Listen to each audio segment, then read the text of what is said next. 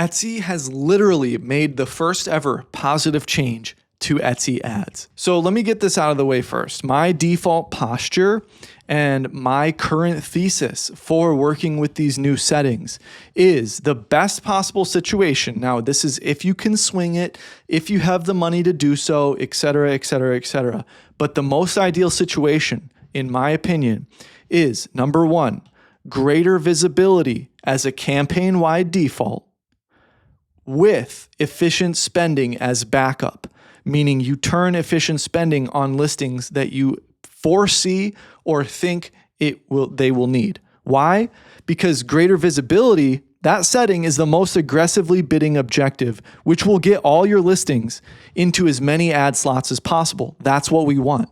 We want to spend as much as possible, then filter out and turn off losing listings and be left with a bunch of profitable listings. That's always been the goal, even now. So my default posture is still that. However, being able to change individual listings objectives is so beneficial because now we can prevent unprofitable listings, but we should not baby them when you should really actually just turn them off, okay? If you can remain profitable here at greater visibility campaign-wide, then all or the majority of your products or ad listings stay here as a default setting. Then you change other listings to efficient spending to be safer on the quick to spend listings, okay? Quick to spend listings, what are those?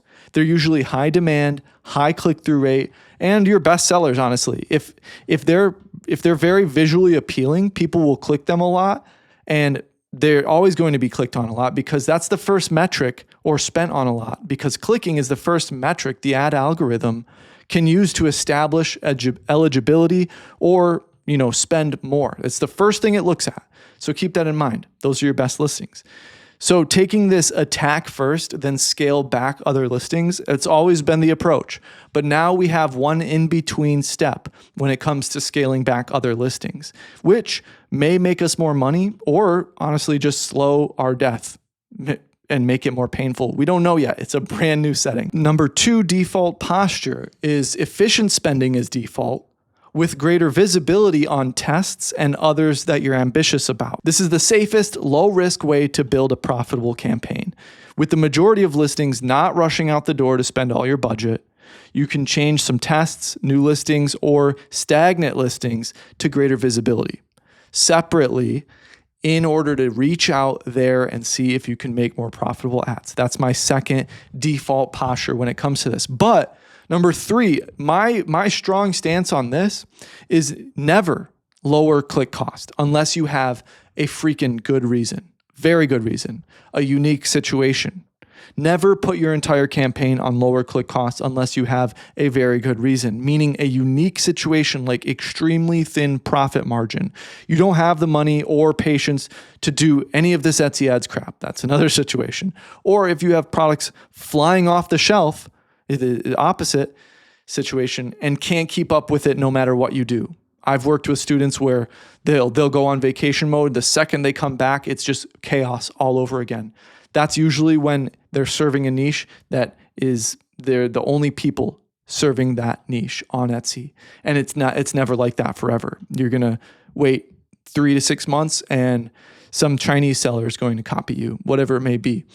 But it happens. So lower click cost is a very unique situation, and you can only use it if you have a very good justification. Guys, if you want to build your own standalone print-on-demand store, definitely check out OpoShop by EverBee. EverBee store has upgraded itself to include print partners, integrations, and a lot more. It has $627 worth of tools for just $29 a month. I checked it out myself and it seems pretty comprehensive. So if you want to check it out, try the link in my description. I want to take you through a listing classification system, if you will. So you can put your listings into 4 buckets. And this is how you're going to mentally organize your listings so that way you know what to do with your listings.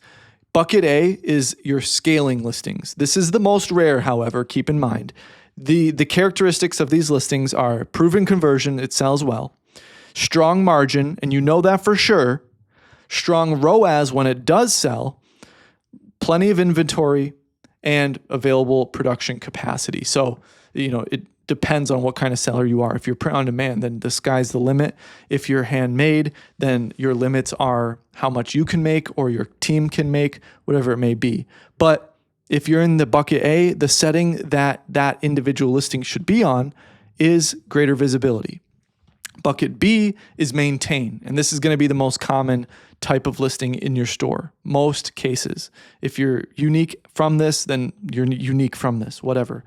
Acceptable performance, it's just decent.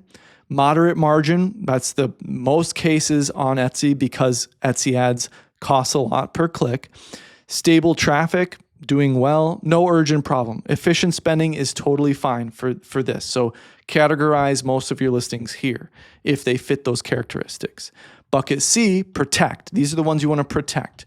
And honestly, almost you should probably just turn these off, but you really don't want to. That's the only situation where you should try to protect the listing. These are more rare than not, okay?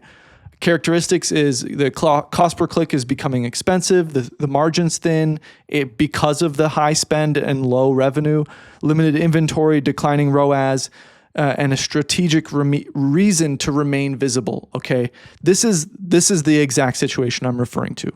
You have a listing, it's sold well for a year or two, or even multiple years. I've seen this nonstop with my students, with long-running stores. You have a listing, it's doing well for a long time, but in the last 30-day window, it isn't looking so hot. It's almost unprofitable, or it is unprofitable.